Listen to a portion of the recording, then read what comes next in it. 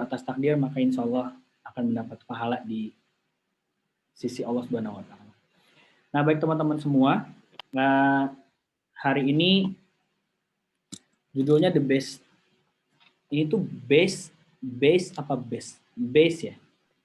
The base thinking. Ya, base. Ini tuh pemikiran-pemikiran dasar, ya. Nah, pemikiran-pemikiran dasar itu ketika kita bahas tentang pemikiran dasar, ini nggak luput dari pembahasan-pembahasan tentang orang-orang yang bisa menerapkan atau membuat kita atau mengarahkan kita kepada salah satu pemikiran yang mereka buat gitu. Nah, bedanya pemikiran-pemikiran yang dibuat ini ada beberapa atau ada sebagian yang itu tidak langsung turun kepada Sang Maha Benar gitu. Jadi ada pemikiran yang itu berasal dari Sang Maha Benar, ada lagi pemikiran yang berasal bukan dari Sang Maha Benar. Paham ya sampai sini ya? Ngerti ya? Jadi pemikiran-pemikiran dasar ini sebuah pemikiran yang ditularkan dari orang lain terhadap kita, itu sumbernya bisa jadi ada dua. Dari mana? Pertama dari sumber yang pasti benar, yang kedua dari sumber yang belum tentu benar. Kemarin kita udah ngebahas tentang masalah akal ya sih? Udah ya? Sudah. Betul ya, udah ya. Nah, kan kalau kita mau mendapatkan jawaban pasti benar, otomatis kita harus mendapatkan itu dari siapa? Dari Sang Maha Benar gitu kan ya. Ternyata tahu Sang Maha Benar itu dari pencipta kita, yaitu Allah Subhanahu wa Ta'ala. Nah, sampai sini masih nyambung ya? Nah, buat masalah tentang konsep berpikir pun, pemikiran-pemikiran mendasar pun, ini bisa jadi ada dua juga. Yang pertama itu berasal dari Sang Maha Benar, atau yang pertama itu dari sumber yang pasti benar. Yang kedua itu bisa dari sumber yang mungkin benar, mungkin salah. Paham bedanya? Ngerti bedanya ya? Dan ketika pembahasan ini, kita maunya yang pasti benar, apa masih yang mungkin benar, mungkin salah? Pasti benar. Yang pasti betul, yang pasti benar gitu ya. Tolong jadiin saya co-host dong biar bisa share screen.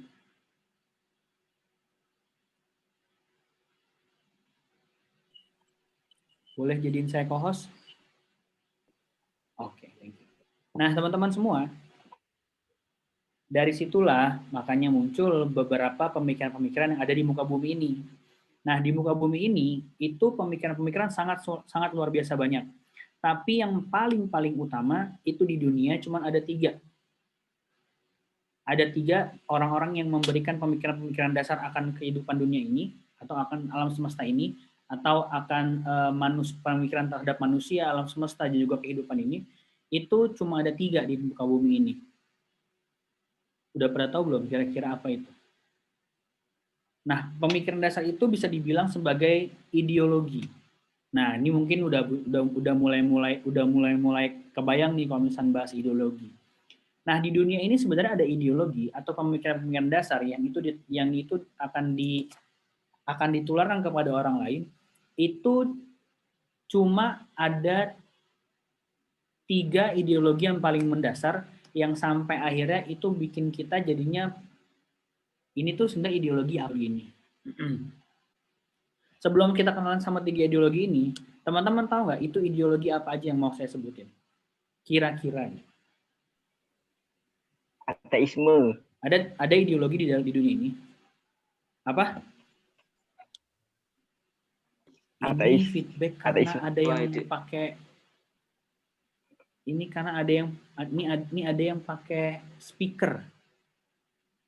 Kalau Mas Afan dia dimatiin pasti nggak ada feedback. Iya benar sekali. Betul, soalnya kayaknya sekarang nih Zoom jadi kayak agak lebih sensitif gitu. Kalau ada yang nggak pakai headset itu nanti dia kayak feedback. Oke, kita lanjutkan ya. Ya, itu sudah ada di jawabannya di kolom chat tuh Bang. Kapitalisme, Jawabannya sosialisme, udah ada. jawabannya kolom chat tuh Bang. Sosialisme dan Islam. Kenapa kok feedback? Bentar ya.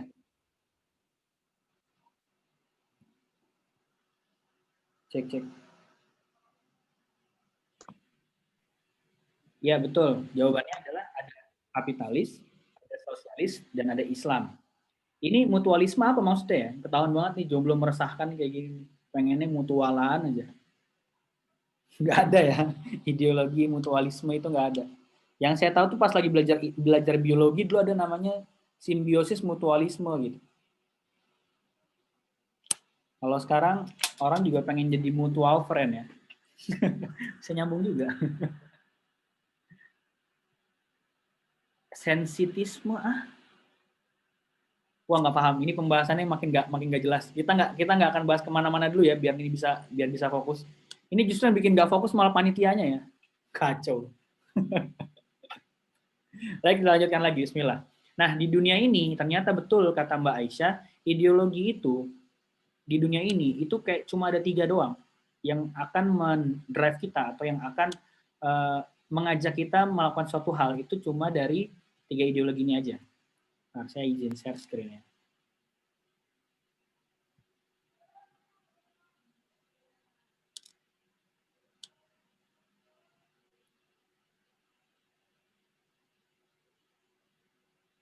Bismillah. Apa aja ideologinya? Tadi sudah dibahas sama Mbak Aisyah, yaitu ada yang namanya ideologi Islam atau yang digambar yang putih itu di situ, yang tulisannya La ilaha illallah Muhammad Rasulullah.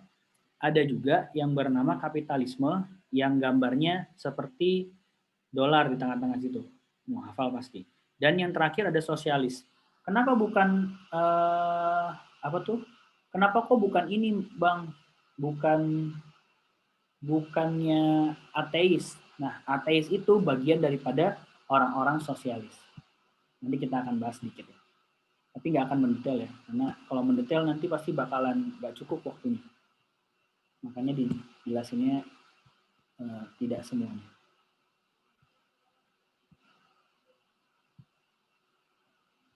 Oke, bismillah. Sip. Nah, Islam itu dia di setiap ideologi ini mereka itu mempunyai akidah, mempunyai kepercayaan, mempunyai sebuah landasan berpikir mereka. Kalau orang-orang Islam itu mereka mempunyai akidah, akidahnya adalah la ilaha illallah Muhammad Rasulullah. La ilaha illallah itu artinya kan kalau yang kita paham sekarang ini la ilaha illallah artinya adalah tiada Tuhan selain Allah. Padahal arti sebenarnya ilah itu sebenarnya bukan Tuhan. Nah, inilah yang membedakan kenapa pada saat Islam waktu itu muncul, itu Islam justru menghabiskan segala bentuk semuanya yang berurusan sama sesembahan. Jadi, orang-orang kafir Quraisy itu mereka tahu bahwa Tuhan mereka itu adalah Allah Subhanahu wa taala. Ya, mereka tahu bahwa Tuhan mereka itu Allah Subhanahu wa taala, tapi mereka itu mempunyai sesembahan. Tujuannya buat apa? Buat supaya itu sebagai penjembatan antara manusia kepada Tuhannya, makanya butuh perantara. Datanglah Islam, datanglah Nabi Muhammad Shallallahu Alaihi Wasallam. Ketika Nabi Muhammad datang, Nabi Muhammad bilang la ilaha illallah, tiada sesembahan selain Allah. Maka itu bisa membuat sebuah pemikiran baru daripada orang-orang kafir Quraisy. Lah kok nggak ada sesembahan selain Allah? Padahal kita ini selama ini itu kita menyembahnya kepada Lata, Manat, apa tuh siapa lagi? Lata, Manat, Hubal, Uzza. Ya kan ya? Nah, itu kita biasanya nyembah mereka. Nah, ini kok tiba-tiba turun seorang nabi yang dia ngaku-ngaku nabi terus dia bilang tidak ada sembahan lagi kecuali Allah Subhanahu wa taala. Makanya Rasul sallallahu alaihi wasallam itu sudah hadir untuk mengembalikan orang-orang yang tadinya menyembah kepada selain Allah hanya menyembah kepada Allah Subhanahu wa taala. Nah, makanya standar akidahnya adalah la ilaha illallah. Bagaimana dengan orang-orang kapitalis? Orang-orang kapitalis ini mempunyai sebuah akidah yang bernama sekulerisme. Pernah dengar sekulerisme? Pasti pernah. Sekuler itu adalah orang-orang yang tidak usah bawa-bawa agama di dalam kehidupan sehari-hari. Pernah sering nggak ngedapetin orang-orang yang kayak begitu? Nah, orang-orang sekuler inilah yang dijadikan sebagai landasan orang-orang kapitalisme untuk menyebarkan ide-ide mereka. ide-ide mereka disebarkan salah satu daripada sekularisme, yaitu mereka melarang agama mengatur kehidupan dunia. Contoh kayak begini, ketika perasaan antum semua, ini kan anak kampus, Pak, anak-anak pergerakan, itu pasti kan bukan bakalan ya, pasti pernah ada yang namanya rapat. Ketika pada saat rapat, itu pas lagi azan, seringnya itu lanjut atau di stop. Stop. Seringnya lebih sering lanjut dibandingin stop lanjut. pada saat azan, kan gitu ya. Nah, ketika pada saat ada yang bilang, woi stop dulu nih, jangan dilanjutin, ini kan jelas karena ini kalau kalian nggak nyetop itu kebangetan. Kan ini kan LDK Islam. Kalau misalkan antum lanjut, kebangetan banget itu. Ini kita lihatnya di luar daripada yang LDK Islam ya. Seringnya mayoritas, tapi saya nggak bilang semua, tapi mayoritas. Nah, ketika pada saat seperti itu,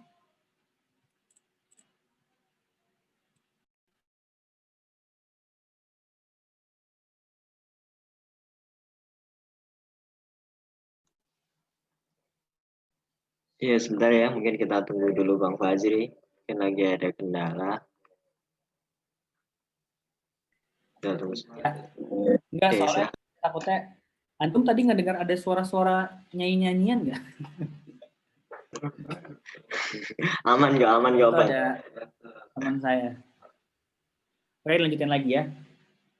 Nah, ketika pada saat ada yang nyetop untuk stop dulu dong, bilang gitu. Stop dulu, jangan lanjut kepada rapat, tapi kita stop dulu. Buat apa? Buat sholat. Nah, biasanya ada orang yang nggak mau. Jangan sosok suci. Ini kan kita lagi rapat ini. Kan sholat bisa diakhiri nanti aja gitu. Nah, orang-orang yang seperti itu, mereka berarti adalah orang-orang yang ada terindikasi sekularisme di dalam diri dia.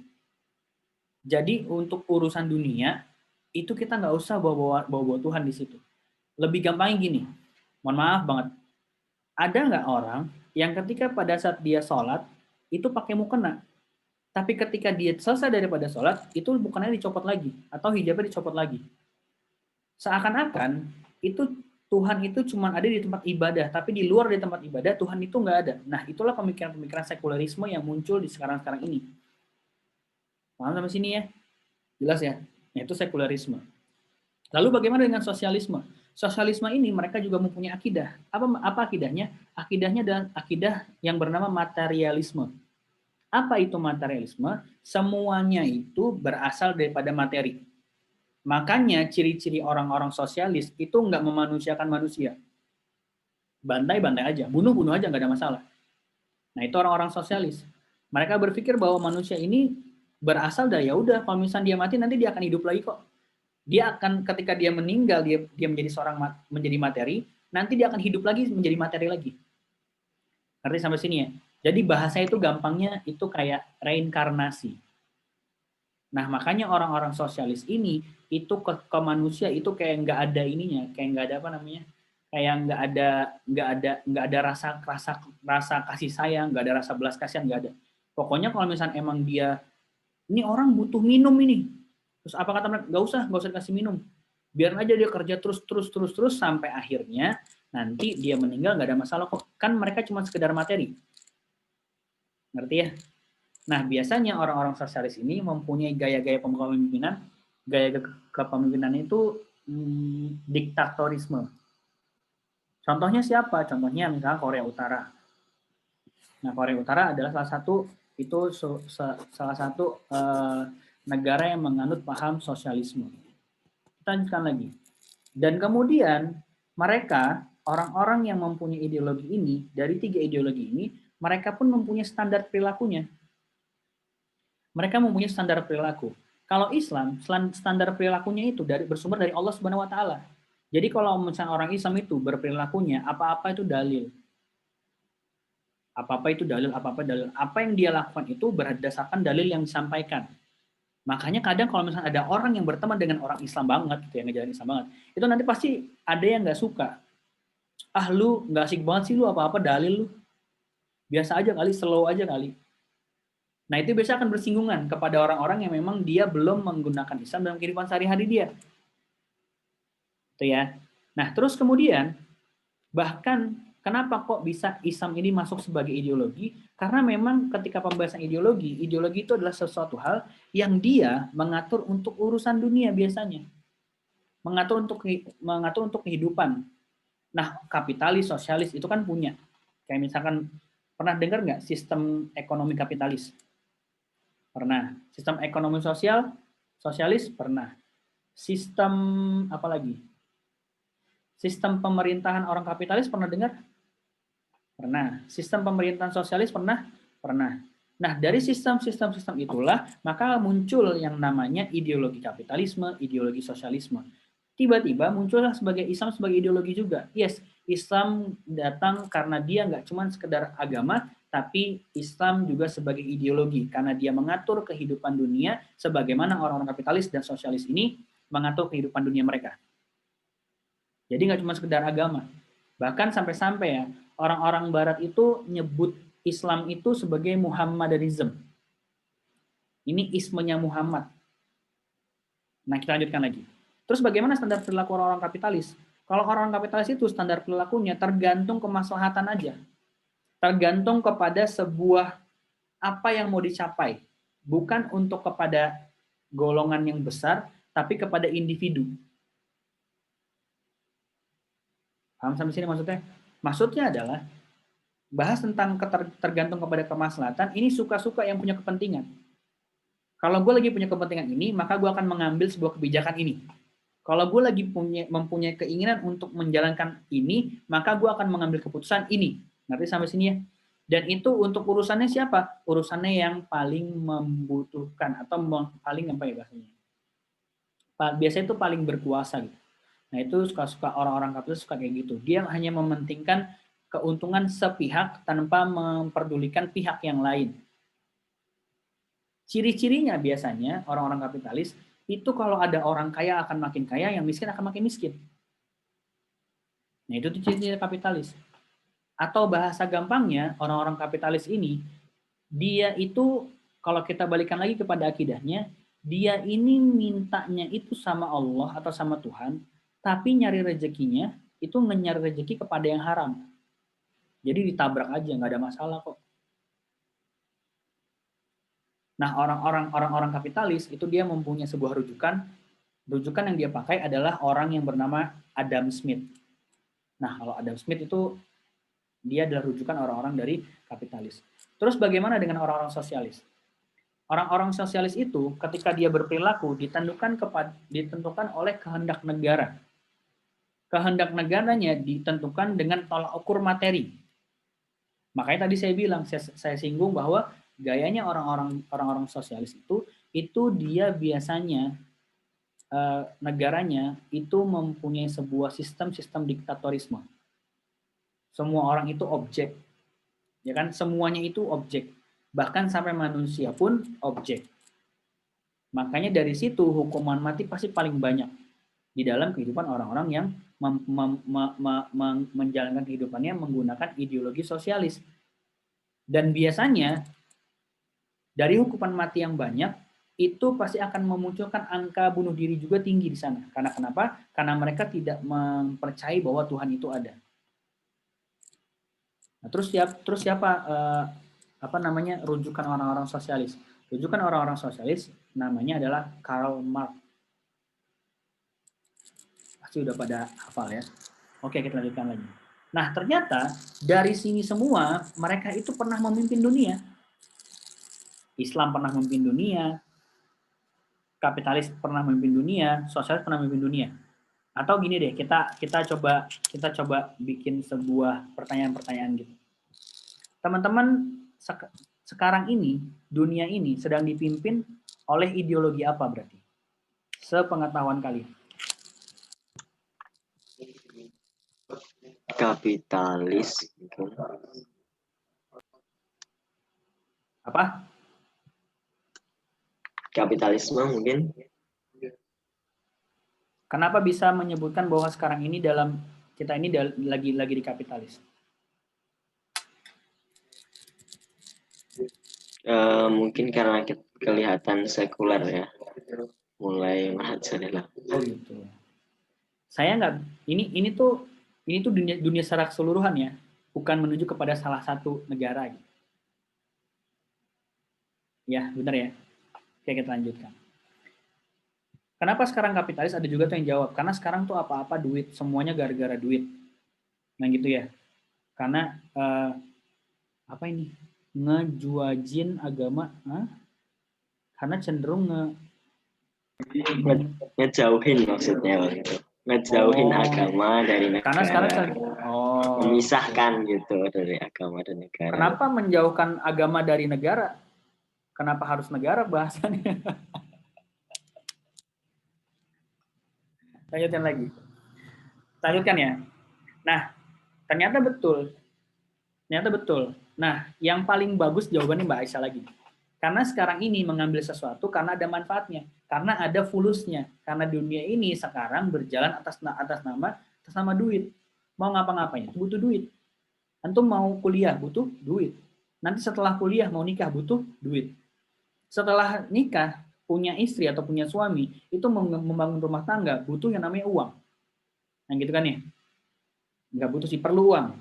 Kemudian setelah itu ternyata istri hamil, melahirkan butuh uang, perlu uang. Setelah melahirkan, anak perlu sekolah, butuh uang. Semua berkutat atas nama uang. Makanya jangan heran sekarang ini orang-orang sering berpikiran bahwa kalau misalnya gue selesai dari kuliah, buka itu pintu yudisium wisuda, pas buka pintu itu, sering pasti akan bilang, mati nih gue kalau misalnya gue nggak kerja, nggak bisa makan nih. Nah itu ciri-ciri kapitalis. Salah satu ciri-ciri kapitalis apa lagi? Ini coba cek ya, apakah itu ada di diri kita apa enggak gitu. Ketika pada saat kita kuliah atau kita belajar, itu yang kita pikirin sebenarnya enggak ilmunya yang bakalan dapat kepada kita, tapi seringnya ijazah yang akan kita jadikan sebagai tujuan utama. Biar apa? Biar nanti kita bisa mendapatkan uang. Jadi uang dan uang. Lah terus berarti sekarang Islam nggak memimpin dunia dong? Unfortunately, yes, nggak memimpin dunia. Kenapa bisa kayak gitu?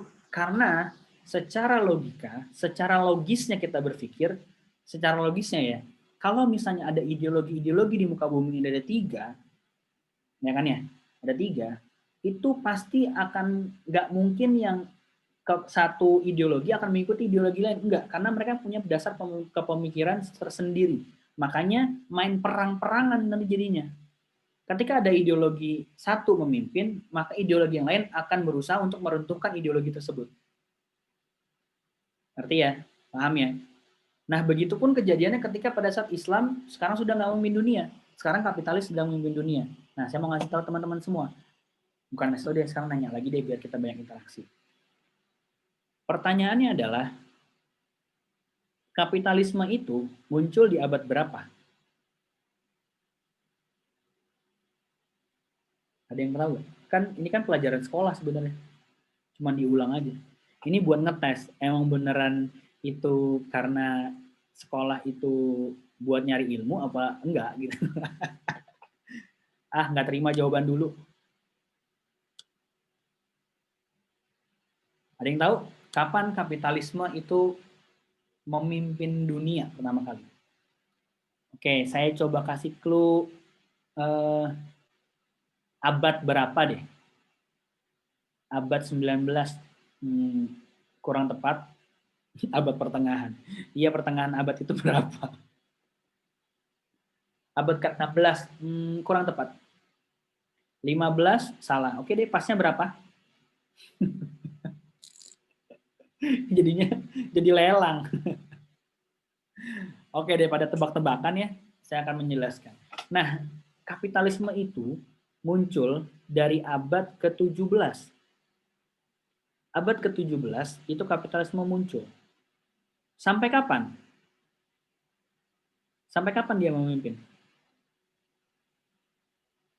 Sampai? Kapan ayo?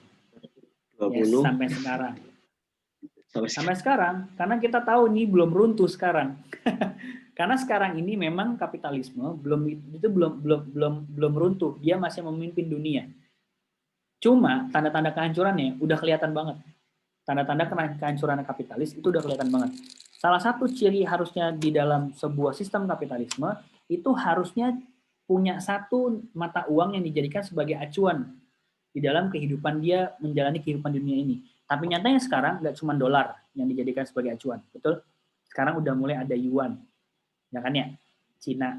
Terus ada lagi euro, ya kan ya. Jadi nggak cuma sekedar dolar.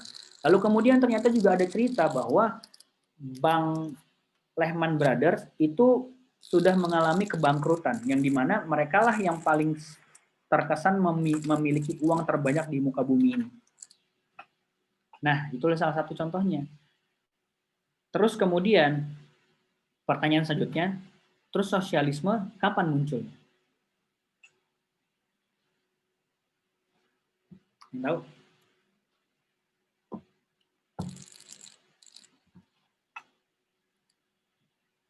Kapan sosialisme muncul?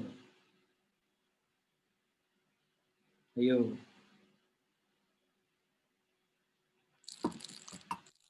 Ayo berapa? Ayo. Iya. Abad keberapa? Oke, gini deh gampangnya. Sosialisme itu muncul setelah kapitalis atau sebelum kapitalis? Setelah kapitalis. Muncul setelah kapitalis berarti nggak mungkin di bawah 17, abad 17. Ya, Abad nggak mungkin 20. abad 17. Dia mulai muncul itu di abad ke-19. Jadi dia nggak ada satu abad, tapi udah runtuh. Jadi mulainya nih ya, di sekitar tahun 1917 sampai tahun 1991. Nah, mereka muncul karena kenapa? Betul, karena antitesa dari kapitalisme, atau bahasa gampangnya, karena mereka kecewa dengan ideologi yang dibawa sama orang kapitalis. Mereka nggak suka dengan gaya-gaya orang yang kaya makin kaya, yang miskin makin miskin. Semua harus rata, sama rata, sama rasa. Sama rata, sama rasa. Nah, dia tuh muncul, alih-alih dia pengen banget menghancurkan kapitalisme, malah mereka yang akhirnya runtuh duluan. Kasihan banget kan? Nah, sekarang Islam pernah berapa lama memimpin dunia? Dari abad keberapa sampai abad keberapa?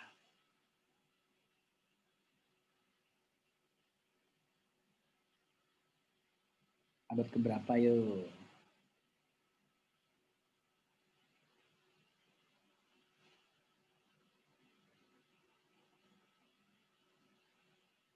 Wah, ini kalau ditanyain terus lama ya, kajian ini nggak akan selesai ya. Oke, lanjut aja ya, biar cepet ya. Karena tadi kita Belum mulai belajar ya. ada mundur. Oke. Nice, dari kenabian. Mulai muncul berarti pada saat Nabi Muhammad SAW menjadi seorang nabi atau di abad ke-6. Sampai abad berapa? Sampai abad ke-19. Nah, dari abad ke-6 itu sampai abad ke-19 berarti Islam pernah memimpin dunia selama 13 abad. Lama banget. Itu belum ada ideologi selain daripada Islam yang bisa bertahan selama itu. Dan kita tahu bahwa sekarang ini kapitalis baru hanya memimpin kurang lebih ya belum ada 3 abad lah, atau enggak 3 abad. Dan kita nggak tahu eksistensi mereka sampai berapa lama. Tapi yang jelas sudah ada yang namanya Islam pernah memimpin dunia selama 13 abad lamanya. Masya Allah, luar biasa banget. Apa aja yang terjadi ketika pada saat Islam pernah memimpin dunia? Ternyata Islam memimpin dunia itu kurang lebih 2/3 dunia itu pernah dipimpin oleh Islam. Jadi 2/3 dunia itu pernah dipimpin oleh Islam. Dari mana? Dari ujung barat Maroko, Afrika, dari ujung barat Afrika sampai ujung timur Indonesia. Dari ujung barat Afrika yaitu bernama Maroko, itu paling ujung tuh ya Maroko, sampai ujung timur Indonesia itu Maroke. Bagus ya, Maroko sama Maroke. Itu kalau dinyanyiin bisa jadi kayak lagu Indonesia. Kan kalau dari Indonesia itu kan dari Sabang sampai Maroke gitu kan ya. Ini dari Maroko sampai Maroke. Berjajar pulau-pulau. Karena emang dulu nggak ada negara-negara tapi adanya pulau-pulau. Nah, kita lanjutkan lagi. Nah, 2/3 dunia itu, dan antum pernah tahu nggak berapa lama, atau berapa panjang wilayah kepemimpinan di dalam kepemimpinan Islam? Kalau kita lihat, Indonesia itu luas wilayahnya kurang lebih 2 juta kilometer persegi.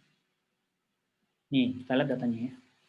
Indonesia itu kurang lebih 2 juta kilometer persegi. Paling besar itu Rusia, kurang lebih sekitar 17 juta kilometer persegi. Berapa kali Indonesia tuh berarti tuh Rusia? 8 kali Indonesia, gede banget ya. 8 kali lebih lah Indonesia. Dan kalau misalnya kita lihat Islam ketika memimpin dunia, itu kalau diperingkatin, berarti dia di peringkat 0. Di atas Rusia. Ya kan ya? Kan di atas Rusia. Berapa luas wilayahnya? Sampai ketika pada saat waktu itu zamannya Turki Utsmani, itu bisa mencapai kurang lebih 20 juta kilometer. Pertanyaan saya lagi nih, kalau ada sebuah peradaban, kalau ada sebuah ideologi yang memimpin sampai sebesar itu wilayahnya, kira-kira peradabannya, peradaban buruk apa peradaban keren? Ini kira-kira orang yang ada di dalam situ, orang-orangnya jenius-jenius apa orangnya bodoh-bodoh? Kira-kira sistem yang dibikin itu sistem yang sistematis atau sistem yang suka-suka hati bisa nanti terserah kita aja mau gimana caranya menjalankan kehidupan dunia? Pasti yang pertama. Paham sampai sini ya? Dan bahkan cerita-cerita ketika waktu itu Islam memimpin dunia, itu luar biasa amazing. Kenapa saya berani bilang amazing? Karena waktu itu ya, lihat nih, ada beberapa cerita tentang waktu pada saat Islam memimpin dunia. Kita lihat yang pertama. Ketika pada saat zaman waktu itu, ada yang namanya zamannya Turki Utsmani, ada seorang khalifah bernama Sulaiman Al-Qanuni. Dia itu pemimpin dari abad Utsmaniyah, gitu kan ya. Nah, dia pernah menyelamatkan Raja Louis dari Perancis yang ditawan Inggris dan terancam untuk dibunuh. Kalau ada seorang raja, pemimpin, lalu kemudian dia menyelamatkan pemimpin lain, berarti urusan negaranya udah beres apa belum? Beres kan? Berarti urusan negaranya ini udah settle. Sampai akhirnya dia bisa untuk menyelamatkan Raja Louis dari Perancis. Itu kita dulu tuh. Terus kemudian ada yang namanya yang kedua, ada drama Voltaire. Drama Voltaire ini adalah drama yang mau menjelek-jelekan Islam lah kurang lebih. Diputarnya di mana? Di Inggris. Lalu kemudian Sultan Abdul Hamid itu mengancam jihad akbar jika tetap diputar. Seketika drama itu pun dibubarkan. Nah, tadi dia dalam mengirimkan surat, kalau kalian nggak menyelesaikan, kalau kalian masih menjalankan opera tersebut, maka dengan sekali jentikan jari, saya akan memanggil seluruh kaum muslimin untuk jihad akbar menghadapi kalian. Coba. Sekarang tuh ya, kalau misalnya sekarang nih, kalau kita bayangin ya, itu ada Indonesia lagi dijelek-jelekin sama Cina. Jangan sama Cina, sama Amerika. Dijelek-jelekin di Amerika mau ada sebuah konser yang mau bikin menjelek-jelekan Indonesia. Itu nanti ya, pemimpin Indonesia nelpon tuh ke pemimpin Amerika. Lu stop nggak itu? Kalau lu nggak stop itu, gue bakalan jihad akbar ke sana. Wah, keren gak tuh pemimpinnya kayak gitu tuh? Wah, keren banget. Tapi kalau misalkan kenyataan sekarang kayak begitu, apa kata balasan dari Amerika ya? Kayaknya balasannya gini ya, mungkin ya. Berani-berani yang nyetopin gua, bayar dulu utang. Enggak, bercanda. Kita lanjutkan ya. Kita lanjutkan. Nah, yang ketiga, dalam upaya mempertahankan Syamatirah atau daerah yang bernama Sumatera, Aceh ketika waktu itu tuh mau menyerang Portugis. Karena dia mau berusaha buat menjajah daerah Aceh si Portugis ini di daerah Selat Malaka. Lalu kemudian khalifah di zaman Utsmani itu mengirim pasukan, atau kalau sekarang itu bahasanya itu navy lah, pasukan angkatan laut. Buat apa? Buat ngebantuin Aceh buat mengusir Portugis. Jadi Syamatirah itu, Sumatera itu, dulu ketika waktu itu Ibnu Battuta, seorang penjelajah Islam, dia itu nyampe tuh di Nusantara. Nah, sampai di Nusantara, dia itu muncul dulu di daerah Syamatirah. Samatirah gitu, namanya Sumatera. Bahkan dia sampai ketemu yang ada yang namanya Pulau Andalas. Pernah dengar Pulau Andalas? Kalau kemarin itu pernah di film di RCTI itu ada yang namanya ini 7 harimau gitu. Pernah nonton nggak tuh yang ada jadi harimau gitu. Itu kan ada di Andalas kan. Nah, Pulau Andalas itu sama si Ibnu Battuta, dia lihat, ini kayak kampung gua ini. Nah, karena dia lihat itu seperti kampung dia, yaitu di Andalusia, maka dia menamakan tempat tersebut, daerah tersebut menjadi daerah yang bernama Andalas. Andalas, Andalusia. Lalu dia pergi lagi tuh menjelajah. Ketemulah daerah yang di mana daerah itu kecil, nggak besar, tapi banyak banget raja-raja di situ. Kecil-kecil gitu raja-rajanya. Nah, ketika dilihat seperti itu, bahasa Arab ya raja itu adalah mulk. Makanya namanya Jaziratul Mulkiyah. Jaziratul Mulkiyah jadilah Maluku, Ambon, Maluku, Mulk. Pergi lagi dia ke ujung timur Indonesia. Pergi ke ujung timur Indonesia, ketemu orang. Nah, si Ibnu Battuta ini memberi namanya Jaziratul Urian. Apa itu Jaziratul Urian? Jaziratul Urian adalah sebuah tempat yang dimana mereka bertelanjang tidak menggunakan pakaian. Sekarang jadinya Irian. Maka Islam di Nusantara itu sangat luar biasa, Masya Allah. Ada lagi nggak cerita yang lain? Ada. Apa cerita yang lain? Islam pernah memberikan sertifikat tanah kepada orang-orang Yahudi ketika mereka lari dari kekejaman Inkuisisi Spanyol.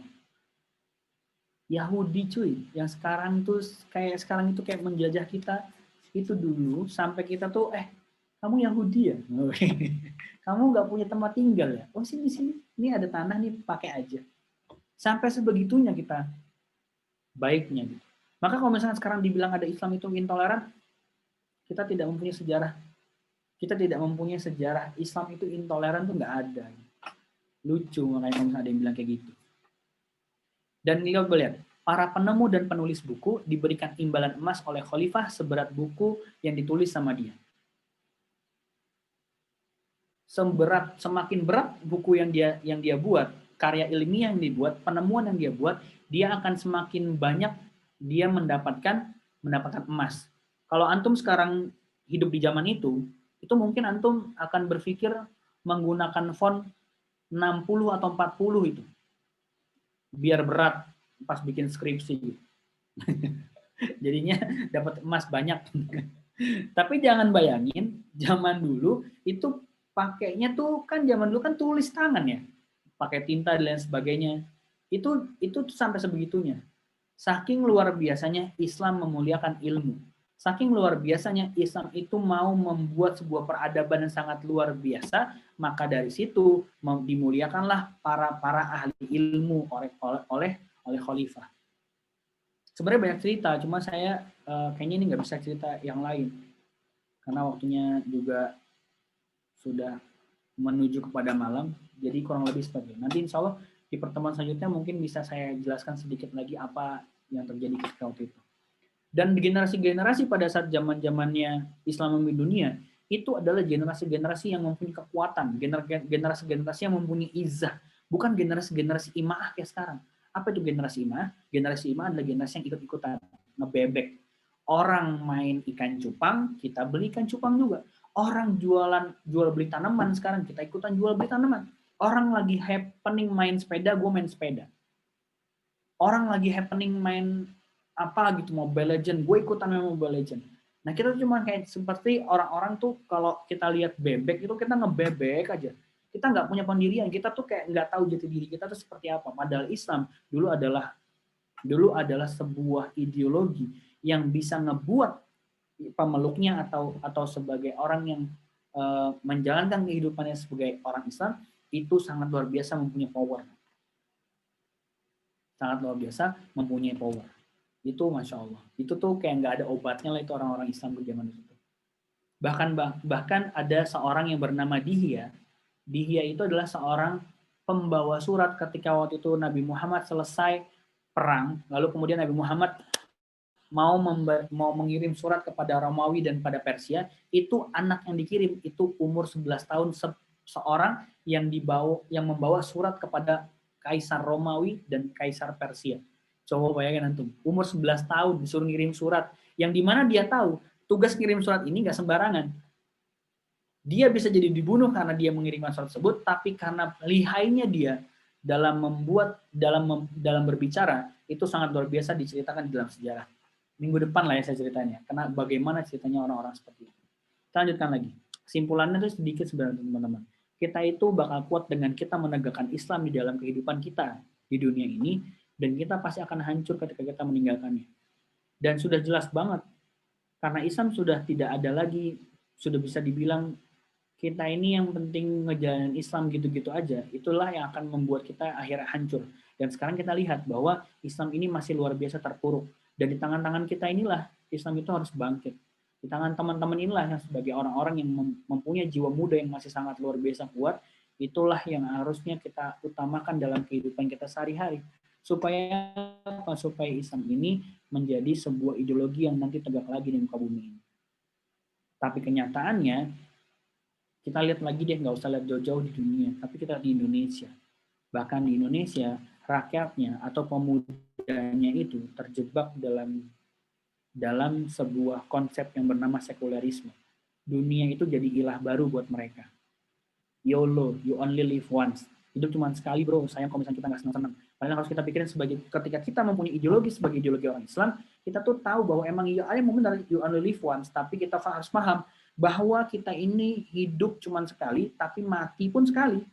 Jadi ketika berasa kita hidupnya itu sekali, matinya pun sekali. Jangan sia-siakan ketika waktu masih hidup buat sebuah hal menuju kepada kematian, kita malah nggak siap-siap dengan hal tersebut. Kalau orang-orang dari ideologi yang lain, itu mereka nggak terlalu mikirin. Orang-orang ateis, orang-orang sosialis itu nggak mikirin itu semua.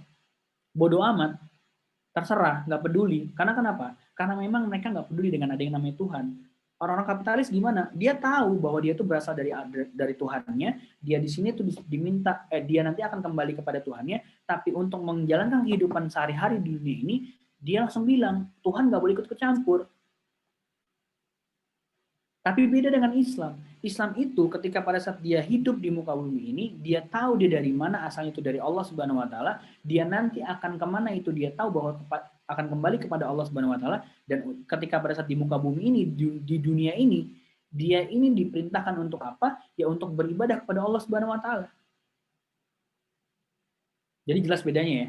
Yang sosialis itu nggak percaya kan Tuhan, yang kapitalis itu bodoh amat ada Tuhan apa enggak. Ya kan, ya terserah aja, itu dibalikan lagi kepada individu, tapi Islam sangat sempurna mengatur itu semua.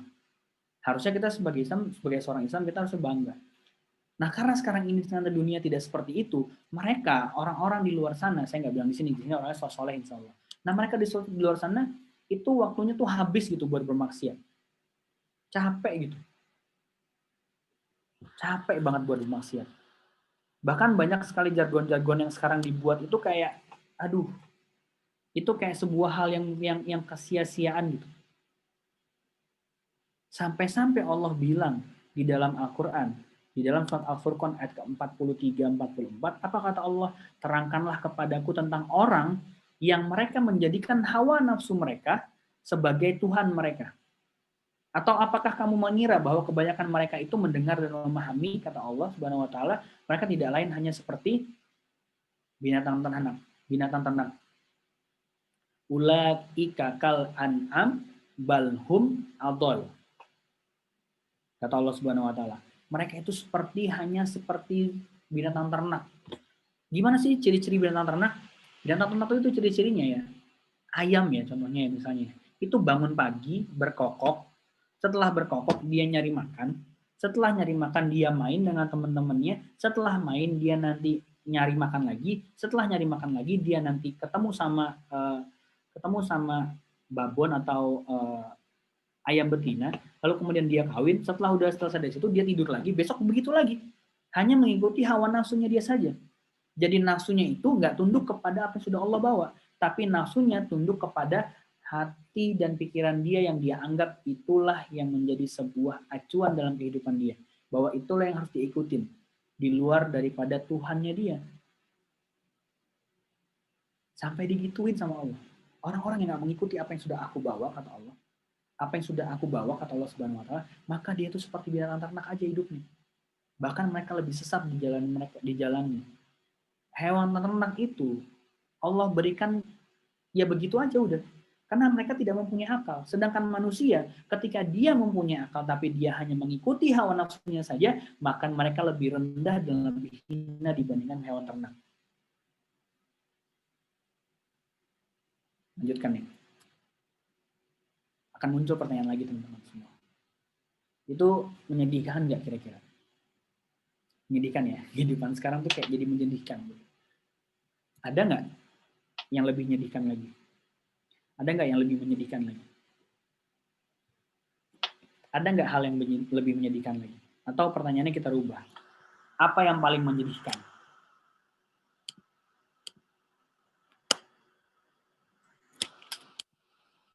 Yang paling menyedihkan adalah teman-teman semua. Teman-teman harus lihat ya. Yang paling menyedihkan adalah ternyata mayoritasnya yang melakukan hal tersebut adalah kita. Umat Islam. Kita yang bilang bahwa diri kita ini Islam, ternyata kita itu menjalankan suatu hal yang nggak Islam. Kita itu menjalani hari-hari justru jauh daripada Islam. Kita itu menjalankan kehidupan kita justru mengikuti apa yang sudah dibawa oleh ideologi-ideologi yang lain. Akhirnya gimana? Akhirnya nanti ya, kalau misalnya orang mau mengetahui bagaimana Islam, itu nanti orang tinggal bilang kayak gini, oh, kamu mau lihat Islam? Ya udah, lihat aja tuh ke yang mempunyai angka tertinggi populasi pemeluk agama Islam di Indonesia. Lihat aja tuh di Indonesia. Yang kayak gimana? Tuh banyak yang korupsi. Tuh banyak yang nggak percaya sama Tuhan. Banyak yang dia percaya sama Tuhannya, tapi cuma sekedar di dalam ruang ibadah aja. Setelah dari situ, ya mau kerja ngambil yang haram, diambil sama mereka. Mau lihat yang miskin-miskin, Islam. Korupsi di mana-mana, bahkan aborsi yang nggak pernah berhenti. Terus pertanyaannya, Islam macam apa yang kita terapkan sekarang ini? Islam seperti apa yang kita terapkan selama ini? Apakah memang benar kita ini benar-benar mengaku Islam, mengaku orang yang berideologi Islam, atau hanya sebagai kita ini mengaku-ngaku bahwa kita ini adalah orang yang berideologi Islam, atau hanya stempel belaka? Sampai-sampai itu Allah juga bilang kepada kita dalam surat Al-A'raf ayat ke-96. Apa kata Allah? Jika sekiranya nih ya, penduduk di negeri ini mau beriman dan bertakwa kepada Allah Subhanahu wa taala, pasti kata Allah, kami akan melimpahkan kepada mereka berkah dari langit dan bumi. Tapi apa yang kita lakukan? Allah sudah tahu. Tapi mereka mendustakan ayat-ayat kami itu, maka kami siksa dia, maka kami siksa mereka, diakibatkan oleh apa? Oleh perbuatan-perbuatan mereka. Kalau udah Allah mau melimpahkan berkah dari langit dan bumi, siapa yang bisa mengelak? Siapa yang bisa mengelakkan itu semua? Gak bisa. Tapi tugas kita hanya diminta sama Allah Subhanahu wa taala beriman, bertakwa, menjalani kehidupan sehari-hari itu sebagai seorang muslim dan mengikuti bagaimana Islam dalam mengatur kehidupan sehari-hari. Maka nanti Allah akan memberikan apa? Memberikan berkah daripada langit dan daripada bumi. Coba lihat. Kalau dibilang seperti itu, kalau kita lihat lagi kondisi negara kita sekarang, itu bagaimana? Apakah kita diberikan rahmat dari Allah Subhanahu wa taala atau kita sedang disiksa oleh Allah Subhanahu wa taala? Dari awal bulan Januari sampai detik ini, berapa banyak luar biasa siksaan yang Allah berikan kepada kita. Ujian-ujian yang Allah berikan kepada kita. Atas dasar apa? Atas dasar karena kita tuh belum beriman, bukan belum beriman. Ya, itu belum betul-betul beriman dan bertakwa kepada Allah Subhanahu wa taala. Kita tuh masih memikirkan diri kita sendiri. Kita tuh masih memikirkan individu kita sendiri. Tapi kita tidak, atau kita tuh jarang sekali untuk memikirkan saudara-saudara kita yang di luar sana. Bisa jadi sekarang kita tuh nggak ngerasain yang namanya gempa, tsunami, banjir dan sebagainya. Tapi apakah kita pernah berpikir bagaimana cara mengatasi itu semua? Pernahkah kita berpikir buat bisa mengajak mereka untuk kembali kepada Islam? Malah ketika pada saat ada bencana tersebut, yang turun lebih cepat itu bahkan banyak sekali orang-orang misionaris di luar daripada Islam.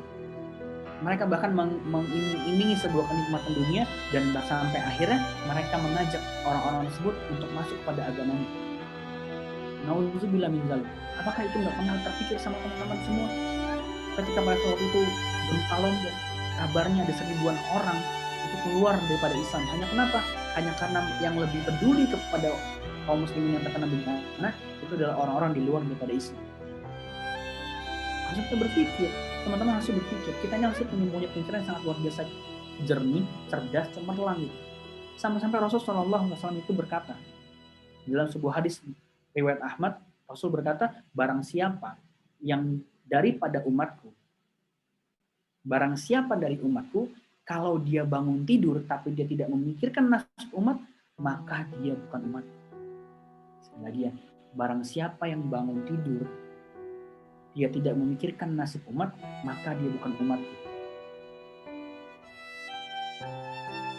Coba kita bermuhasabah. Teman-teman ketika bangun tidur, yang dipikirkan teman itu apa? Apakah umat Islam yang terjadi sekarang itu seperti apa? Apakah bagaimana saudara kita di Palestina, Suriah, dan lain sebagainya?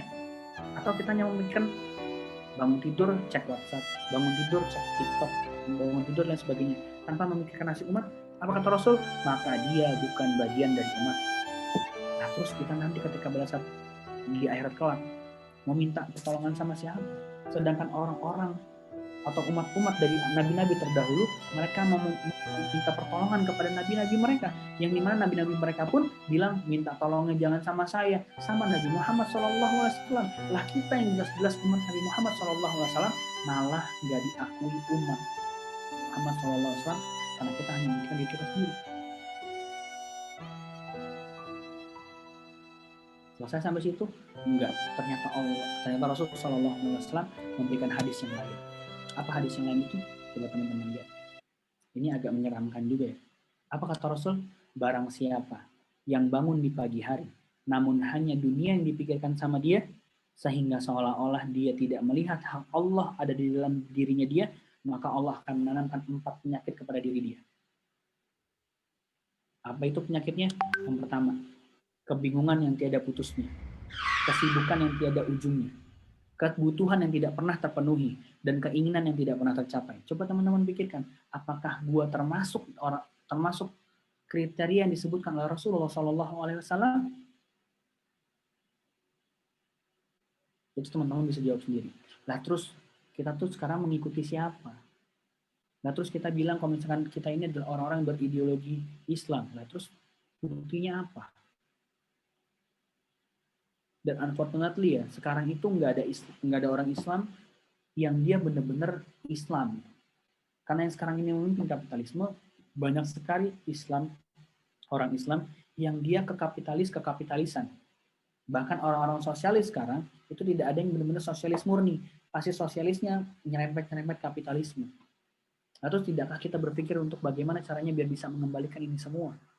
Lalu tidakkah kita berpikir bagaimana caranya supaya bisa kita ini kembali menjadi kuat, nggak menjadi sebuah buih-buih di lautan gitu. Kenapa coba kita masih belum mempunyai konsep hidup yang Islami? Kenapa coba kita masih belum mempunyai konsep hidup yang sangat luar biasa kuat? Kenapa coba kita sebagai seorang Muslim, tapi kita tidak benar-benar banget menjalin kehidupan sebagai orang yang mempunyai ideologi Islam? Sampai-sampai Rasul Shallallahu Alaihi Wasallam ketika waktu itu bersabda, apa kata Rasul? Hampir saja bangsa-bangsa mengepung kalian, sebagaimana orang lapar mengepung makanan. Kata sahabat, apakah karena jumlah kita sedikit ya Rasulullah? Apakah karena kita emang ini tidak lebih banyak daripada musuh kita ya Rasulullah? Kemudian Rasul Shallallahu Alaihi Wasallam bersabda, bahkan kalian saat itu sangat banyak luar biasa. Percakapan ini bukan untuk kepada sahabat-sahabat Nabi ketika waktu itu, tapi ini adalah visi kepada orang-orang yang nanti akan menggantikan mereka semua. Ternyata kata Rasul Shallallahu Alaihi Wasallam, bahkan kalian itu pada saat waktu itu, kalian itu sangat luar biasa banyak. Tapi kalian seperti buih di lautan. Kita tuh seperti buih di lautan. Gimana sih buih di lautan? Siapa yang mau ngeliat itu semua? Bahkan orang tuh banyak akan menghilangkan buih tersebut, gitu kan ya. Kemudian dari situ Rasul Shallallahu Alaihi Wasallam menyebutkan lagi, Allah akan mencabut dari hati kalian, dari hati musuh kalian, rasa takut. Di sana Allah memasukkan ke dalam hati kalian al-wahan. Salah satu ya, salah satu keistimewaan Nabi Muhammad SAW dibandingkan nabi-nabi yang lain adalah ketika pada saat Nabi Muhammad itu mau pergi berperang, itu Rasul Shallallahu Alaihi Wasallam sudah dimenangkan dengan ketakutan musuh yang ditanamkan kepada Nabi Muhammad, kepada musuh-musuh Nabi Muhammad Shallallahu Alaihi Wasallam. Itu namanya generasi yang mempunyai izah. Karena generasi yang mempunyai izah itu adalah generasi yang dekat kepada Allah Subhanahu Wa Taala. Ketika dia semakin dekat kepada Allah Subhanahu Wa Taala, maka dia akan ditolong oleh Allah Subhanahu Wa Taala sebelum orang-orang mau menzolimi kita ketika pada saat orang itu berpikir mau menzolimi kita. Atas dasar apa? Atas dasar kita dekat kepada Allah Subhanahu Wa Taala. Maka kalau misalnya kita mau menjadi seorang yang kuat, mau menjadi seorang yang mengejar Islam sebagai ideologi kita, maka kita harus dekat kepada Allah Subhanahu Wa Taala. Apa itu al-wahan, teman-teman semua? Al-wahan adalah sebuah penyakit yang ada dalam diri manusia, cinta dunia dan takut mati. Allahu a'lam bishawab. Kita ini sebagai orang-orang yang sekarang, apakah kita cinta akan dunia atau kita termasuk orang-orang yang takut akan kematian? Bahkan ketika pada kita bilang seperti ini, sekarang adalah Islam adalah sebuah ideologi yang cukup terpuruk bisa kita lihat. Walaupun sekarang sudah mulai sedikit demi sedikit kita menjadi orang-orang yang bisa dipikirkan oleh musuh-musuh Allah. Nah, terus gimana dong perkataan-perkataan Allah dalam Al-Qur'an bahwa kita ini adalah umat terbaik, bahwa kita ini dalam Al-Qur'an Allah bilang surat Al-Imran ayat 110, "Kuntum khairu ummatin ukhrijat lin-nas ta'muruna bil ma'ruf wa tanhauna 'anil munkar wa tu'minuna billah walau amana ahlul kitabi lakana khairal lahum minhumul mu'minun wa aktsaruhumul fasiqun." Kata Allah Subhanahu wa taala, kalian ini umat terbaik. Kalian ini umat terbaik yang sudah aku ciptakan. Allah berikan kepada kita. Kita sebagai seorang muslim itu Allah karuniakan kepada kita. Kita ini umat terbaik. Lah kok ya bisa sekarang ini umat Islam itu nggak menjadi umat yang terbaik? Pertanyaannya adalah salah ayatnya atau salah kitanya? Jelas nggak mungkin salah ayatnya. Yang jelas salah adalah kitanya. Karena kenapa? Kita masih belum maksimal untuk menjalankan Islam di dalam kehidupan kita sehari-hari ini. Padahal syaratnya cuma 3 buat jadi orang terbaik, buat menjadi orang yang terbaik atau menjadi kaum yang terbaik. Ta'muruna bil ma'ruf, menyeru kepada yang ma'ruf, wa tanhauna 'anil munkar, mencegah kepada yang munkar, wa tu'minuna billah, dan beriman kepada Allah Subhanahu wa taala. Terakhir teman-teman semua, ada sebuah quotes yang menarik yang ini sepertinya memang harusnya kita renungi bersama-sama. Ada sebuah quotes yang berkata seperti ini. If you are not a part of solutions, then you are a part of problems. Semoga teman-teman semua kita mendapatkan rahmat dari Allah Subhanahu wa taala, dan semoga kita termasuk orang-orang yang mau memperjuangkan Islam, dan semoga kita bisa menjadi orang-orang yang kembali kepada Islam. Kita sudah paham bahwa kehidupan kita di muka bumi ini, nyata Islam belum lagi memimpin dunia ini, belum menjadi sebuah pemikiran dasar bagi seluruh umat kaum muslimin yang ada di muka bumi ini, dan semoga kita semangat dan terus kuat untuk bisa menjalankan kehidupan sebagai seorang muslim, dan siapa tahu kita bisa menjadi orang yang memang ikut berjuang supaya nanti Islam bisa memimpin lagi di muka bumi. Allahu a'lam bishawab. Assalamualaikum warahmatullahi wabarakatuh. Waalaikumsalam warahmatullahi wabarakatuh. Ya, Masya Allah, telah kita dengar bersama ya materi kita pada ini. Kita ucapkan jazakumullah khairan katsiran kepada Bang Fajri yang telah memberikan materi kita pada malam hari ini. Tentu kita di awal-awal kita diingatkan tadi dengan 3 ideologi. Setelah itu tidak dijelaskan kapankah ideologi itu berkembang dan sebagainya, hingga akhirnya kita berpikir bagaimana dengan ideologi kita sendiri, ideologi Islam yang ternyata 13 abad Islam ini bisa menguasai dunia. Namun di saat ini kita melihat kenyataan dan bagaimanakah ternyata seperti halnya hadis Nabi yang tadi ditayangkan, bahwa ternyata umat ini seperti benih-benih dan ditanamkan juga di dalam hati umat ini penyakit Tuhan. Ini bisa menjadi renungan yang sangat dalam ya untuk kita semua. Begitu teman-teman. Mungkin setelah ini kita bisa membuka sesi tanya jawab. Silakan untuk teman-teman yang mau bertanya, bisa open mic ataupun dapat menuliskan di kolom chat.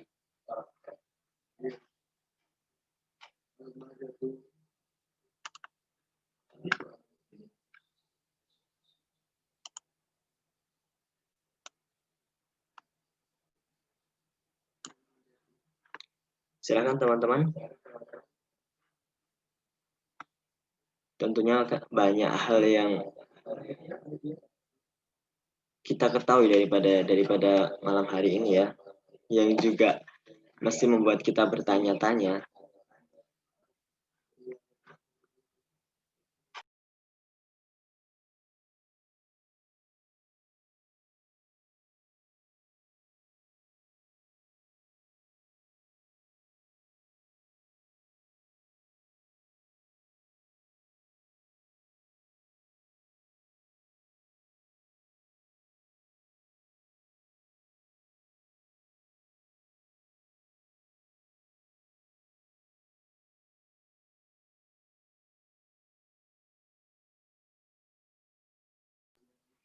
Oke, ini ada di kolom chat, bisa saya bacakan. Bagaimana cara menghilangkan penyakit wahan? Mungkin bisa langsung dijawab ya. Monggo Bang Fajri. Baik, terima kasih pertanyaannya. Bagaimana caranya biar bisa kita menghilangkan penyakit wahan? Berarti kita harus tahu dulu bagaimana posisi dunia bagaimana posisi dunia yang dibicarakan di dalam Islam. Ternyata dunia itu di dalam Islam itu hanya dijadikan sebagai permainan. Jadi dunia itu disebutkan oleh Islam itu adalah sebuah permainan belaka. Yang dimana kita tahu bahwa ketika permainan dalam sebuah game itu pasti ada yang menang, ada yang kalah, betul ya? Dan barang siapa yang ketika pada saat kita udah tahu kita ini dalam permainan yang berjudul dengan dunia, harusnya kita paham ini tuh sebuah permainan. Yang dimana kalau misalkan kita sudah sebuah permainan, jangan sampai terlena. Penyakitnya orang-orang ketika pada saat dia tahu itu permainan, dia malah tenggelam dalam permainan tersebut. Akhirnya lebih senang pada dunia dibandingkan sesuatu hal yang di luar dari dunia ini. Gampangnya gini nih. Gimana caranya? Salah satu caranya adalah pahamilah bahwa ini adalah tempat kita untuk transit. Tempat kita untuk transit. Kalau tujuan teman-teman itu memang pulang kampung, harusnya ketika teman-teman berkendara menuju pada kampung teman-teman semua, itu kan kalau misalnya memang capek, ya udah istirahat dulu. Tapi pahamilah bahwa ketika pada saat kita capek, itu kita nggak stay di tempat itu. Ini kan seringnya ketika pada saat kita mau pulang kampung, mampirlah ke warkop misalnya gitu, connect motor. Sampai di warkop, itu tadinya kita cuma mau istirahat sambil ngopi satu gelas gitu. Ujung-ujungnya nanti dikeluarin lagi sama yang punya warung ini loh, pisang goreng. Oh nanti di jalan takutnya lapar. Ini dulu aja, makan mie dulu aja biar lebih seger. Kan lama-lama ngantuk. Keasikan karena diberikan itu semua ketika pada saat dia istirahat. Dan ketika pada saat itu, akhirnya kita lupa tujuan kita adalah kepada kampung halaman. Nah, berarti caranya gimana? Pahami kalau ini adalah sebagai dunia. Dan janganlah jadikan dunia sebagai acuan dalam kehidupan kita. Kalau kita sudah menjadikan dunia sebagai visi kita, maka siap-siap akhirat kita nggak akan dapat. Lah wong ketika kita memikirkan akhirat aja, itu belum tentu juga kita kepedean bisa dapat akhiratnya. Lah apalagi ini urusan dunia. Nah, jadi teman-teman harus paham mana dunia, mana akhirat. Mana yang mau teman-teman pilih? Pilih mana, dunia apa akhirat? Dua-duanya. Akhirat dong. Oh, disuruh milih toh, bukan disuruh akhirat. Hah? Akhirat bang. Akhirat bang. Yakin ya? Miskin Oh ya? yakin. Coba. Kere. Akhirat tuh kaya. Lo serius nih, kalau misalkan mau yakin mau memilih akhirat, antum harus siap-siap miskin, antum harus siap-siap lelah, antum harus siap-siap bahwa antum tidak sesuai dengan ekspektasi antum. Kalau benar-benar antum memilih akhirat, tapi jangan milih dua-duanya. Kalau milih dua-duanya itu sama aja kayak kita mau nengok ke kanan sekaligus mau nengok ke kiri, nggak akan bisa kecuali kita ayam. Harus jadi salah satu, mau milih dunia atau akhirat. Aduh. Iya bener kan? Ayam kan bisa nengok dua-duanya, kok kita kan nggak bisa nengok dua-duanya. Paham teman-teman ya? Nah, antum harus menentukan dulu mana yang menjadi prioritas kita, dunia kah atau akhirat. Tapi pahami ketika antum memilih dunia atau memilih dua-duanya, maka pasti ada keinginan cinta dunia yang ada di dalam diri kita. Allahu a'lam bishawab. Pertanyaan kedua. Assalamualaikum warahmatullahi wabarakatuh. Saya ingin bertanya, ketika kita berkumpul sama teman yang cuma bilang Islam tapi jarang sholat lima waktu, apakah termasuk orang kafir?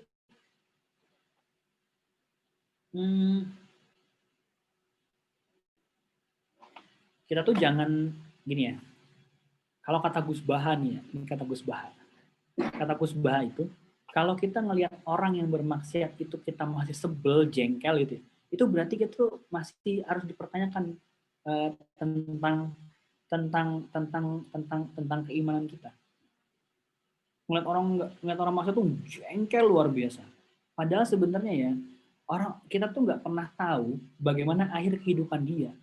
Yang harus kita pikirin adalah bermuhasabahlah ketika pada saat melihat orang-orang yang bermaksiat. Ini bisa jadi mereka ini yang nanti akan bisa memimpin atau bukan. Bisa jadi dia ini yang akan bisa membela agama ini. Siapa yang tahu? Ingat ceritanya Umar bin Khattab. Yang didoain sama Rasulullah SAW di antara dua Umar. Ternyata yang dipilih sama Allah, Umar bin Khattab. Yang tadinya, Masya Allah, itu orang-orang Islam dibunuh-bunuhin, dizolim-zolimin, dipukul-pukulin, pokoknya disiksa deh luar biasa. Tapi apa yang terjadi? Ketika pada saat dia convert kepada Islam, ketika kita memang memperlihatkan bahwa Islam itu memang agama yang benar, dan kita memperlihatkan akhlak-akhlak sebagai seorang muslimin, itu nanti justru akan mengubah orang, bukan kita yang ngerubah ya, kita bisa menjadi wasilah orang supaya dia nanti nggak bermaksiat lagi. Malah dia bisa convert kepada Islam, ujung-ujungnya dia justru jadi lebih semangat dibandingin kita. Sering nggak dapet orang yang kayak begitu? Sering. Nah berarti yang sekarang ditanyakan, jangan berpikir apakah orang itu termasuk orang kafir. Jangan berpikir seperti itu. Yang harus dipikirin adalah gimana caranya gue bisa mengajak dia supaya dia bisa sholat lagi 5 waktu. Jadi sampai sini ya. Yang harus dipikirkan adalah hal tersebut, bukan apakah dia kafir atau enggak. Jangan karena kita tidak bisa menjudge orang. Allahu a'lam bishawab. Ya, begitu ya Akbar. Mungkin ada yang masih dibingungkan. Ada tanggapan? Tadi ketik aja Kak. Hah? Mungkin ada tambahan diketik aja. Oh iya. Mungkin sebelumnya saya sedikit menyinggung yang tadi bagaimana tadi untuk menghilangkan penyakit Tuhan. Jadi kalau mau ditanya, dunia itu penting atau enggak sih Bang? Dunia itu penting apa enggak? Dunia itu penting atau enggak? Oke. Sekali lagi ya, kita itu terbentuk atas visi apa kita di dalam kehidupan dunia ini. Kita itu mempunyai visinya apa? Kalau kita memang mempunyai visi, visinya itulah visi yang sangat luar biasa jangka akhirat, maka kita akan berpikir bagaimana dunia ini bisa dijadikan sebagai kendaraan menuju pada visi kita. Jadi kepentingan kita terhadap dunia adalah untuk menggapai bagaimana akhirat kita. Allah misalnya. Oke, jadi intinya dunia ini sebagai alat gitu ya. Penting karena dia sebagai alat untuk mencapai tujuan kita. Nah ini ada pertanyaan lagi sebenarnya dari Aziz, Bang, gimana langkah awal untuk merubah mindset umat yang seperti buih di lautan? Gimana ngerubahnya? Yang jelas, yang pasti paling utama yaitu dakwah udah. Itu nggak ada jawaban lain selain memang jawabannya dakwah. Loh iya, jawabannya itu satu tok. Tapi bagaimana cara berdakwahnya itu nanti jangan kemana-mana. Antum kan belum sampai sesi dakwah kan? Baru sampai sesi ini toh. Sabar. Makanya sekarang itu yang harus dipikirkan adalah gimana caranya gue memperdalam ilmu supaya nanti ketika gue dakwah, gue tahu cara yang mana yang mau gue pakai. Ketika udah kayak gitu, nanti tinggal tinggal di combine aja gaya seperti apa yang mau gue pakai untuk mendekati orang-orang supaya orang-orang bisa menerima dakwah gue gitu. Ya Bang. Ya, jawabannya adalah dakwah. Mungkin ini ada pertanyaan yang balik lagi ya di awal tadi. Ini pertanyaannya, ideologi itu sebenarnya definisinya apa? Ideologi itu adalah sebuah konsep berpikir atau sebuah proses berpikir dari seseorang atau dari sesuatu yang nanti akan melahirkan sebuah peraturan, itu namanya ideologi. Ideologi adalah gimana ya bahasanya?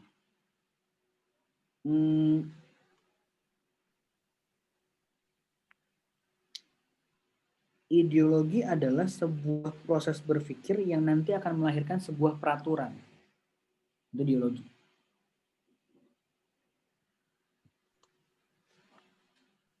Ya, benar banget. Berarti seperti di judul ini ya, peace thinking gitu ya. Seperti itu Bang. Ya. Kurang lebih begitu. Makanya dari situ muncul daripada 3 ideologi yang di dunia ini yang paling besar. Ya, Islam, kapitalis, sosialis. Masing-masing dari situ mereka mempunyai pemikiran mendasar yang nanti akan melahirkan sebuah peraturan. Nah, dari ketiga ini, yang 2 itu berdasarkan pemikiran manusia, yang dimana ketika berdasarkan manusia itu berpikir, itu bisa jadi mendapatkan kesimpulannya, mungkin benar, mungkin salah. Tapi ketika kita membahas tentang ideologi Islam atau pemikiran-pemikiran atau peraturan-peraturan yang melahirkan nanti proses berpikir yang nanti melahirkan sebuah peraturan tersebut, Islam justru tidak memikirkan itu semua, tapi Islam diberitahu oleh Allah Subhanahu wa Ta'ala. Nah, beda tuh, 2 dari manusia, yang 1 dari penciptanya manusia. Kira-kira pertanyaannya, yang paling betul, yang pasti sudah benar, itu yang dari manusia apa dari pencipta? Masih dari pencipta. Karena manusia diciptakan oleh sang pencipta. Berarti ketika untuk menanamkan sebuah ideologi tersebut, yang harus kita pahami apa dulu berarti nih? Kenalilah kita ini siapa dulu. Makanya itu akan bermuncul lagi kepada Uqdatul Kubro. Ketika kita sudah tahu siapa kita sudah tahu kita berasal dari mana, kita ini di sini disuruh ngapain, habis ini kita mau kemana, ketika kita sudah tahu itu, maka kita paham bahwa ideologi yang harus kita ikuti adalah yang pasti berasal daripada pencipta, yaitu Islam. Allahu a'lam bishawab. Bang, saya tanya Bang. Boleh Pak Moderator? Monggo silakan.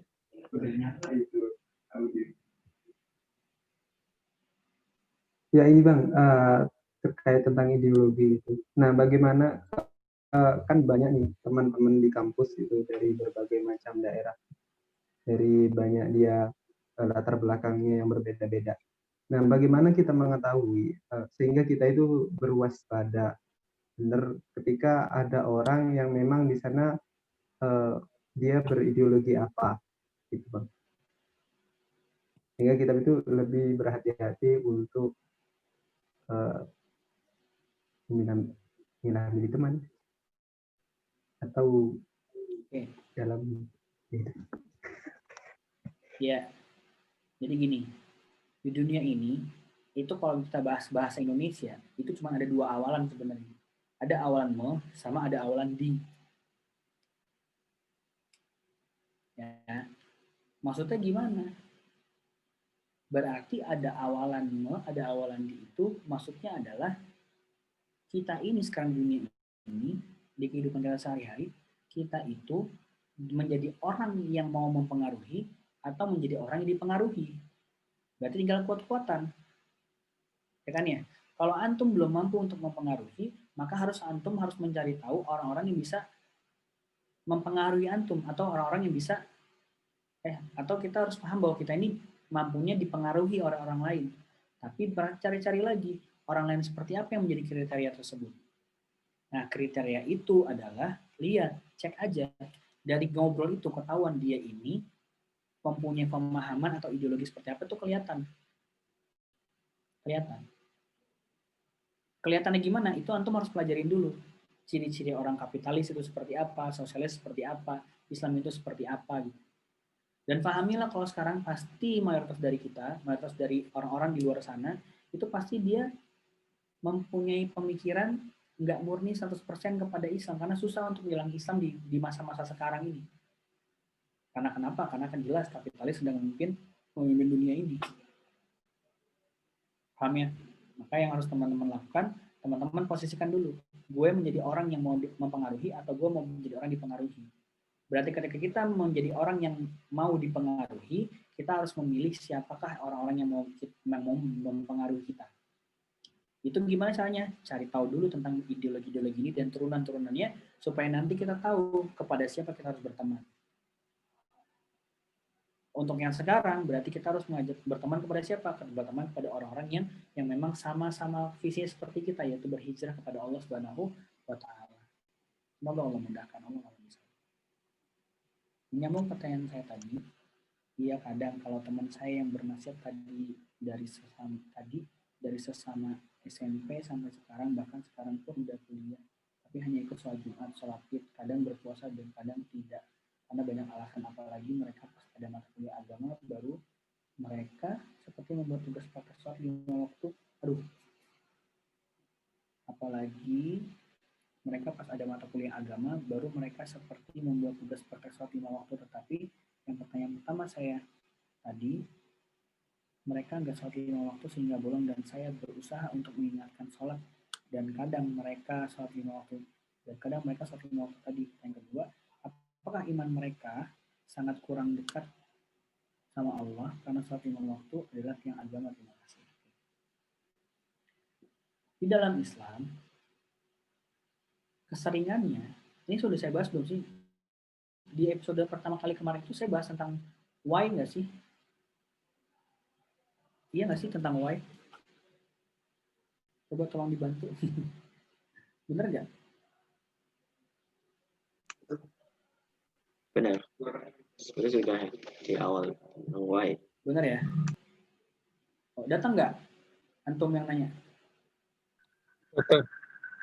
Hah? Datang. Oh, minta rekaman lagi aja sama Nitia ya. Dengerin lagi. Enggak. Saya nggak sejahat itu kok. Saya nggak sejahat itu, tapi saya lebih jahat kok.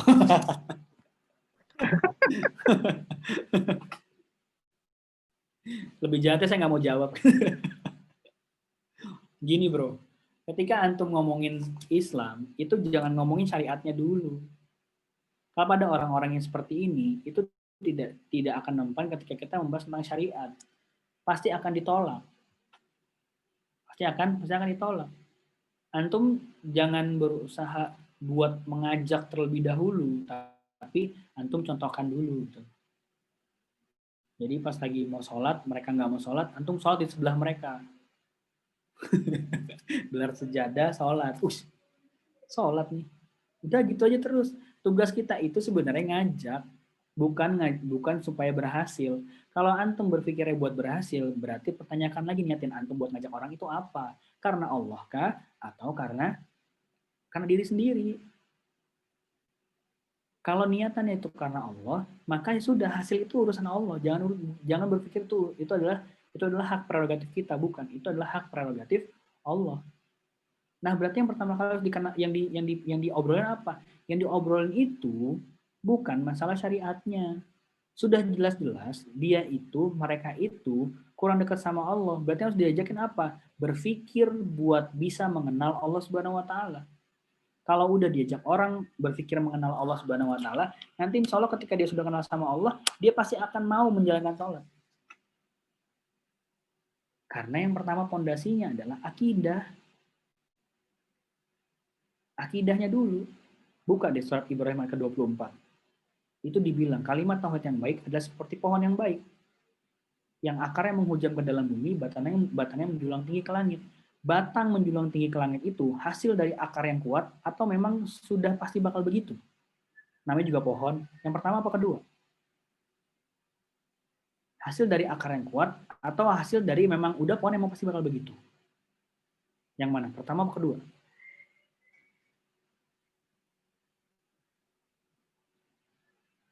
Akar yang kuat. Akar yang kuat dulu. Berarti sekarang fokusnya adalah memperkuat akarnya. Nah, akar di dalam Islam itu yang dimaksudkan sebagai akar adalah akidah atau iman.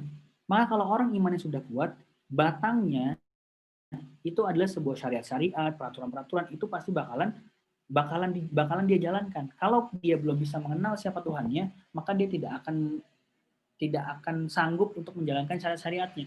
Pasti akan banyak pertanyaan. Ya udahlah, sholat aja kayak orang-orang Nasrani sembahyang seminggu sekali atau enggak setahun sekali, gitu pasti berpikirnya. Karena kenapa? Pemahaman dia terhadap agama ini belum cukup banyak. Dari situlah makanya tugas kita buat mengenalkan siapa Tuhannya. Karena kalau kita menggunakan pendekatan kepada syariat, itu pasti bakal banyak yang nolak. Karena itu banyak yang tidak rasional. Tapi kalau kita pendekatannya kepada pendekatan ketuhanan, konsep ketuhanan, itu karena itu bisa masuk kepada rasio sama-sama kita, itu pasti akan bisa mendapatkan sebuah jawaban yang nanti paling kuat. Makanya ada yang namanya strong why. Alasan why yang paling kuat itu apa? Itu sudah kita bahas di pertemuan pertama. Allahu a'lam bishawab.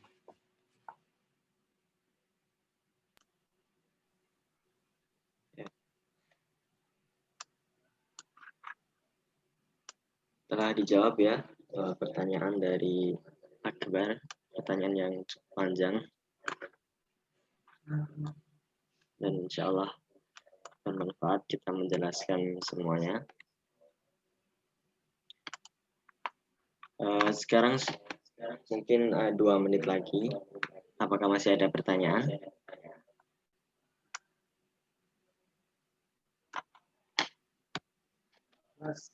Kalau tidak ada, tentunya ini menjadi akhir dari sesi kita ya. Sampai jumpa di pertemuan depan, karena tentunya kita akan menemukan jawaban atas pertanyaan-pertanyaan tadi, bagaimana jalan hijrah kita nanti, apa yang harus kita lakukan ya tentunya setelah ini. Setelah kita memahami, setelah kita bisa berpikir dari ideologi-ideologi tadi, dan kita memahami bahwa ideologi Islamnya yang paling benar, lalu apa yang kita lakukan setelah ini. Begitu, kita ucapkan terima kasih banyak kepada Bang Fajri ya tentunya. Jazakumullah khairan katsiran.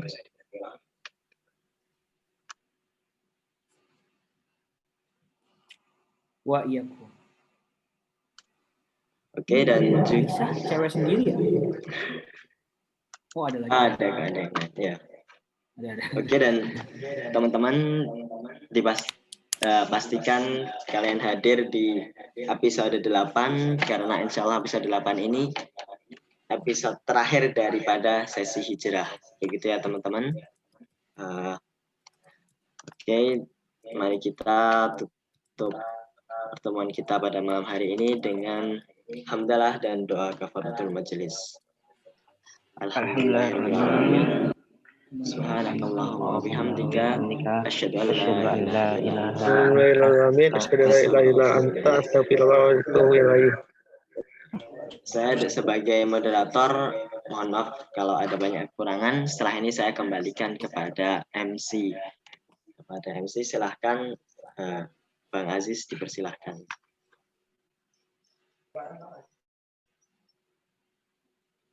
Oh iya. Iya. Alhamdulillah sudah selesai ya. Oke, sudah jam 10:01. Oke. Ada satu sesi nih kurang. Nah, kita ini ada foto bareng ya. Oke, Pak Moderator, Pak Operator, ya, Operator siap ya. Pasang-pasang siap-siap ini. Actionnya teman-teman. Nah, ini saya harap ini untuk melihat wajah teman-teman yang lagi pakai jilbab ya. yang unik, silahkan. Ya, saya hitung ya. Oke, siap-siap. Oke. Sumpah.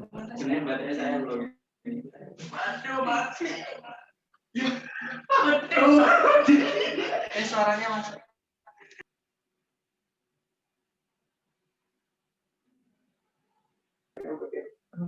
Mati MC-nya kameranya. Beda itu.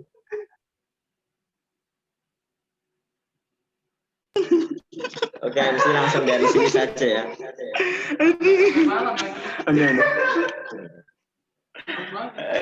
Dua kali. Sorry. Ya. Ya Bang Mas jadi garu-garu ini. Ya, oke, saya hitung ya, saya hitung. Oke, 1, 2, 3.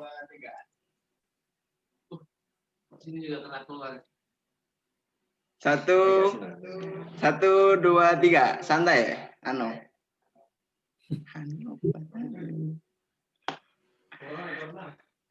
Iya corona. Mana ya? Udah on semua kan? Waduh. Belum. Berapa ya? Alhamdulillah. Ya, nggak apa-apa. Mungkin malu-malu kucing mungkin.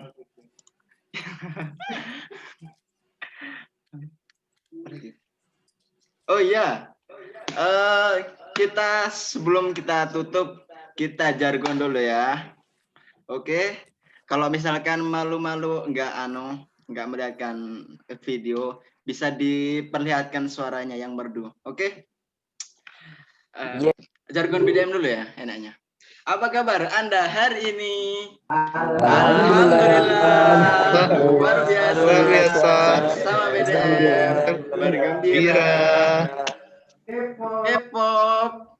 Inspiratif. Mencerdaskan. BDM. Oke. Terima kasih. Assalamualaikum warahmatullahi wabarakatuh. Waalaikumsalam warahmatullahi wabarakatuh. Pamit ya, assalamualaikum. Ya, Pak. Waalaikumsalam warahmatullahi wabarakatuh. Azir.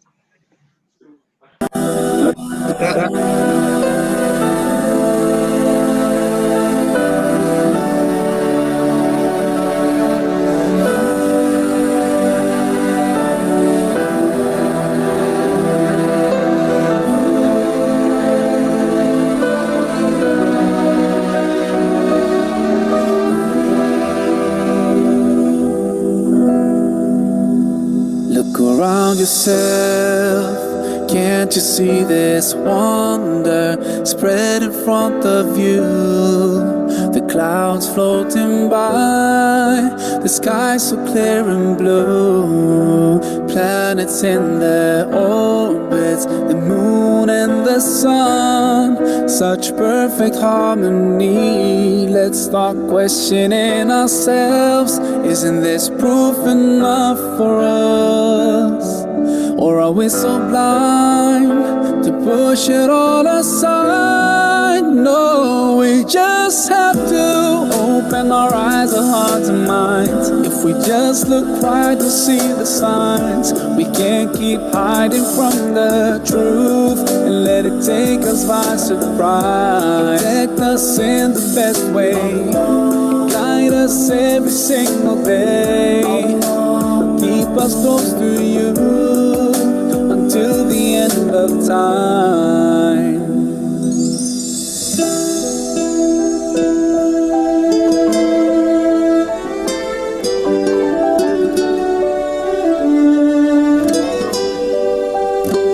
Look inside yourself, such perfect order, hiding in your cells, running in your veins. What about anger, love and pain, and all the things you're feeling? Can you touch them with your hand? So are they really there? Let's start questioning ourselves. Isn't this proof enough for us? Or are we so blind to push it all aside? No, we just have to open our eyes, our hearts and minds. If we just look right, we'll see the signs. We can't keep hiding from the truth and let it take us by surprise. Protect us in the best way, guide us every single day, keep us close to you until the end of time. When a baby's born, so helpless and weak, and you're watching it growing, so why deny what's in front of your eyes? The biggest miracle of life. We just have to open our eyes, our hearts and minds. If we just look right, we'll see the signs. We can't keep hiding from the truth and let it take us by surprise. Protect us in the best way, guide us every single day, keep us close to you until the end of time. Open your eyes, your heart and mind. If you just look right, you'll see the signs. We can't keep hiding from the truth and let it take us by surprise. Protect us in the best way, guide us every single day, keep us close to you until the end of time. Allah, you created everything, we belong to you. Ya Rab, we raise our hands, forever we thank you. Alhamdulillah.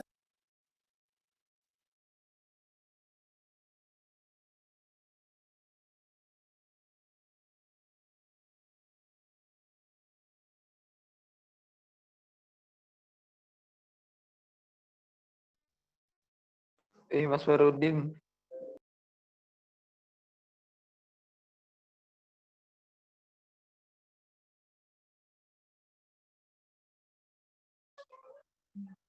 Halo.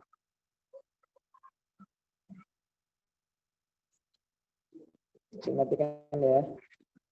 Barakallahu sedikit.